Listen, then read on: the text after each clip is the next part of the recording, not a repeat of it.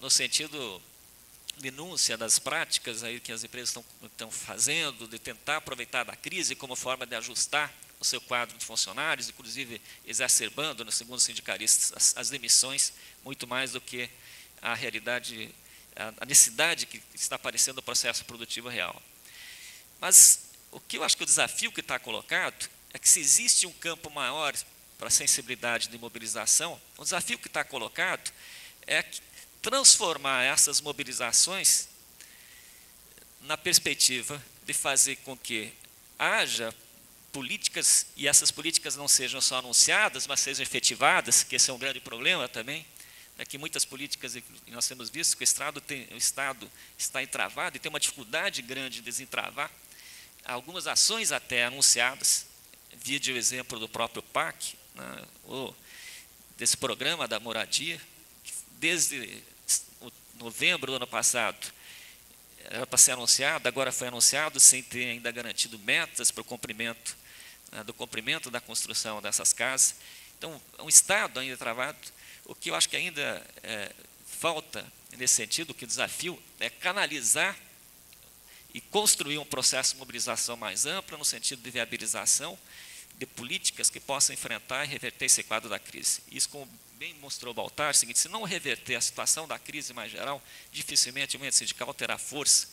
e condições favoráveis para poder negociar uma alternativa melhor a esse quadro colocado atualmente. Então, acho que o grande desafio que está colocado é canalizar um processo de mobilização crescente, e mobilização não no sentido só, mobilização crescente no sentido contra o governo, o Estado, na adoção de políticas que possam viabilizar o crescimento, garantir o crescimento econômico, mas acho que ainda mais um desafio no sentido de indicar a construção, durante esse processo de crise, de alternativas que sejam importantes do ponto de vista da estruturação da sociedade e de atendimento de demandas sociais, né? Ou seja, que não se faça qualquer coisa simplesmente só para gerar emprego, mas que seja capaz de gerar também emprego, construindo questões que atendam a necessidade básica do conjunto da população, como no campo da infraestrutura, na questão social, na questão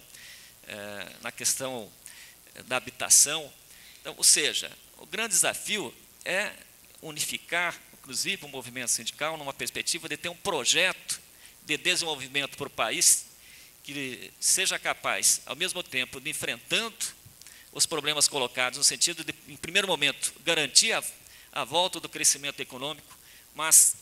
também, junto com isso, seja capaz também de indicar a estruturação de uma sociedade em outras bases. Acho que esse é o desafio colocado para o movimento dos trabalhadores nesse momento. E eu acho que aí a unidade começa a ser construída, ainda que ela seja parcial,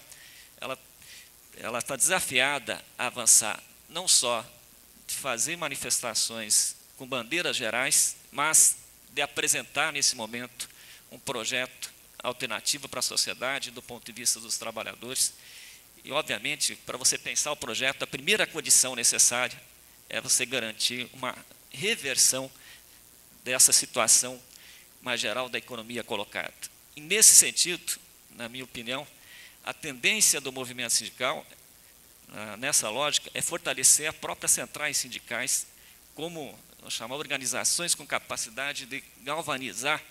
essas bandeiras, mobilizar a sociedade, fazer a disputa na sociedade, como Mariana lembrou, porque tem projetos diferentes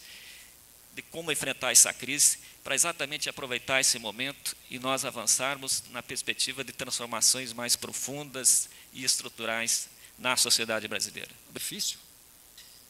A pergunta do Ricardo Caneiro, a questão dos estoques, Ricardo. Nós temos eu olhar do ponto de vista da contratação, nem tudo é mensurável.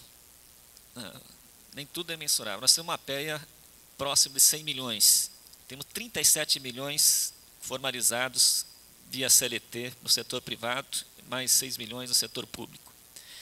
Dos contratos atípicos e demissíveis, nós chegaremos próximo a 2,5 milhões dessa forma de contratação. Mas, outra forma que é absolutamente muito utilizada para as empresas, é chamado contrato de experiência.